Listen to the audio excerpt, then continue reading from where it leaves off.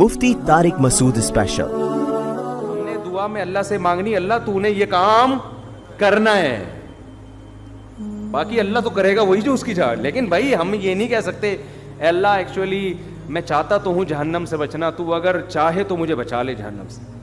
یہ عبدیت کے خلاف ہے۔ اللہ نہیں بھائی، ہم نہیں جہنم میں جا سکتے۔ ہم اگر بار بار گناہ ہم سے ہو رہا ہے، شیطان مروا رہا ہے ہمیں، کروا رہا ہے، ہمارا بیڑا غرق کر رہا ہے، ہم ندامت ہوتی ہے یار یہ کیا ہو گیا ہم سے، معافی چاہیے موت سے پہلے پہلے، کیونکہ موت کا کچھ پتہ نہیں ہے۔ گناہ ہو گیا فوراً توبہ کی طرف دوڑو بھائی، موت سے پہلے ہاتھ اٹھانے کی توفیق مل جائے، بڑی نعمت ہے اللہ کی۔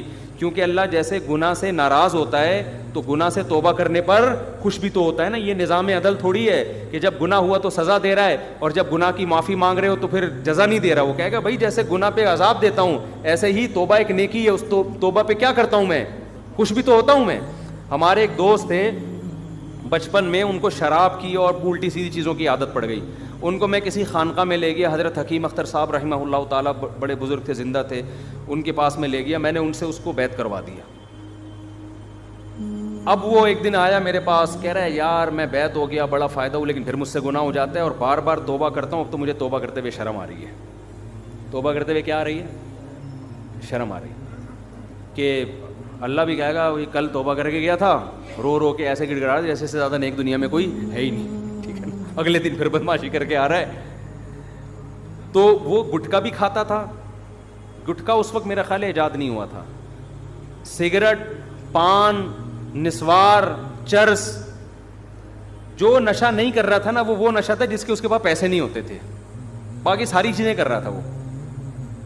اور اس کو ہدایت بھی کیسے ملی؟ توبہ کی توفیق۔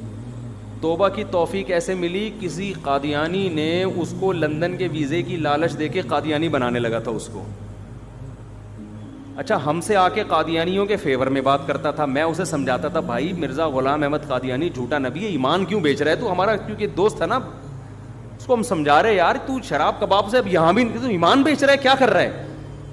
اتنی بحث ہوتی نہیں بات سمجھ میں آتی۔ ایک دن آیا میرے پاس، میں جمعرات کو نا میری چھٹی ہوتی تھی مدرسے کی، میں گھر آتا تھا تو وہ ملنے کے لیے آ گیا، مجھے کہتا ہے آپ سے ضروری بات ہے۔ اندھیرے میں لے گیا، وہاں پیچھے کہیں جو ہے نا وہ نئی آبادی بن رہی تھی، وہاں نئی نئی سڑکیں بچھی تھی، آبادی وہاں اندھیرے میں لے گیا، کہہ رہا بھائی میں توبہ کرتا ہوں قادیانیت سے، احمدیت سے، میری توبہ۔